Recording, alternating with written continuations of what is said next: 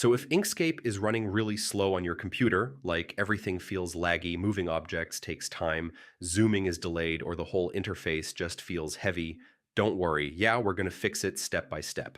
First thing first, close all unnecessary apps running in the background because things like browsers with too many tabs or heavy software can take up your RAM and slow Inkscape down without you realizing it.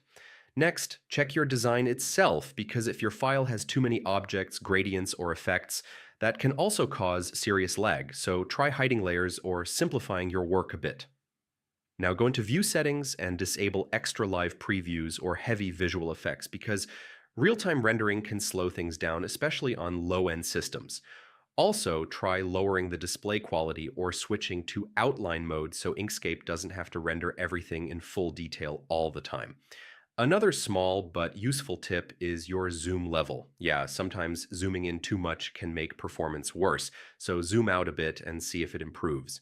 Make sure your graphics driver is updated too, because outdated GPU drivers can cause lag and stuttering. And finally, if nothing works, just reset settings or reinstall Inkscape cleanly to remove hidden issues. After all that, it should feel much smoother and more responsive again, yeah, and you'll notice the difference right away.